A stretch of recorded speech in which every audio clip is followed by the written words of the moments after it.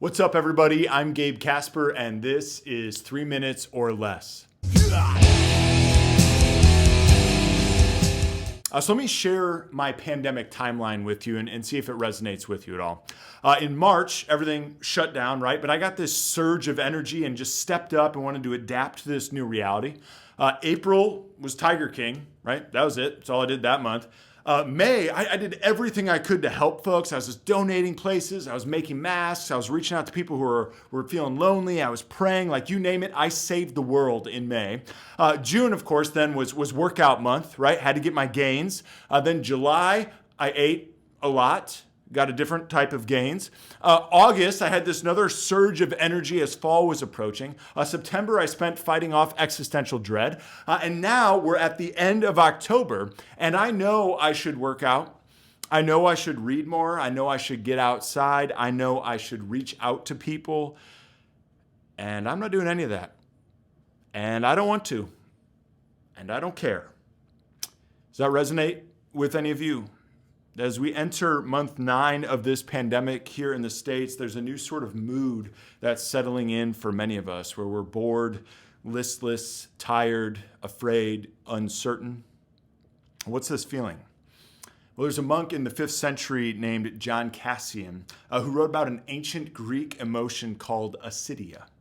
And he wrote that a mind seized by this emotion, acedia, is, quote, horrified at where it is, disgusted with his room. It does not allow him to stay still in his cell or to devote any effort to reading.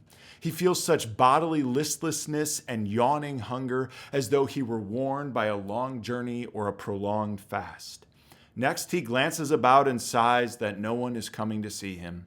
Constantly in and out of his cell, he looks at the sun as if it were too slow in setting. Does that description of acedia sound eerily familiar to you? If it does, the question then becomes, well, what do we do about it? What do I do about it? Well, in his article on acedia, which I leaned on heavily for this video, Jonathan Zeker highlights that reviving this word alone can actually help us distinguish the complex of emotions brought on by our enforced isolation, constant uncertainty, and barrage of bad news. He writes, when we say, I'm feeling acedia, that can legitimize feelings of listlessness and anxiety as valid emotions in our current context without inducing guilt that others have things worse. But secondly, and more importantly, he highlights that the feelings associated with physical isolation are exacerbated by emotional isolation.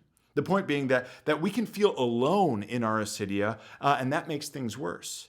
But he says when we can name this feeling, when we can give it a name, it then becomes an experience we can communicate to others and an experience we can share with others, and that there's healing in that. And in fact, we can even share this feeling of acedia even with God. Psalm 69:3 says this, I am weary with my crying out. My throat is parched. My eyes grow dim with my waiting for my God.